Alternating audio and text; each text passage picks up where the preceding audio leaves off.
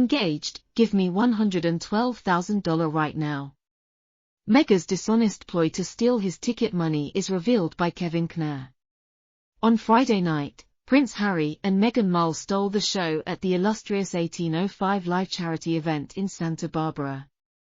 The duo looked stunning as they interacted with other guests including Ellen DeGeneres and Oprah Winfrey, having just returned from competing in the Invictus Games in Germany.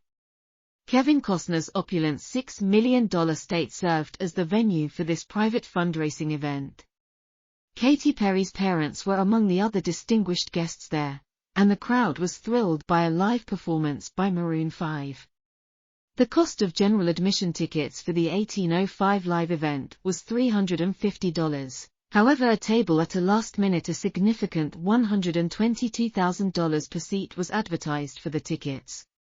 The main objective of this event was to provide financial support for the Santa Barbara County First Responder Organization. Harry and Meghan's attendance at the event raised several concerns, though. Were they invited specifically? Were they guests of someone else? Did they buy the $112,000 tickets? Or did they know someone connected to the charity specifically? Meghan's choice to give Mr. Costner an award raised doubts about her engagement in the organization. One theory is that the table was obtained by WME William Morris Endeavour or Archie, who then invited Harry and Meghan to the event. They may have asked for the tickets rather than paid for them, considering how important the charity is to the community and how many people live there. In order to draw attention and refocus attention on the First Responders event, Kevin Costner made the gesture of accepting the award while ignoring Harry and Meghan's presence. The duo's presence appeared to be more the result of WME bringing them in through client manipulation than of an official invitation or payment. As for Meghan's involvement in the event, she most likely went because of Archie's charitable endeavors, especially in the area of clothing, but she wasn't chosen for any specific role and instead appeared to be accompanying during the event. Prince Harry said a few words to the attendees, acknowledging the questions he frequently gets about the value of his property.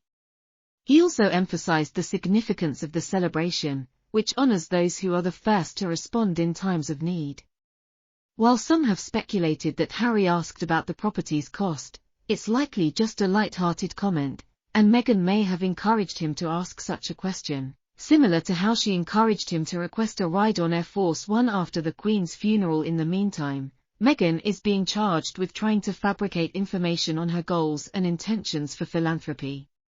In the eyes of Ms. Aar Meghan, it would seem that Europe spent nearly as much time at the Invictus Games as she did on holiday, for those of the couple stayed at the Costner Terra Golf and Ocean Club in a beach town an hour and a half away from the south of Lisbon. The trip was a joint getaway with Princess Eugenie and her husband Jack Brooksbank. In response to the news, she said that most articulate thing I have to say here is how she also slipped into a sledge against the Duchess in her piece and said that the Duchess arrived 3 days after the kickoff of her husband's monumentally successful sporting event for wounded serving and veteran military personnel, but could make the time enjoy the several days in resort time. During the concluding, she also said that the point where I start to use my monthly ? Quoted, and the only one day comes when we get to the fact that the 41-year-old couldn't make it to the games earlier because of their little one's out could stay in Europe for several more days than absolutely necessary to bask in the ocean breeze and read the latest colleague A. Hoover.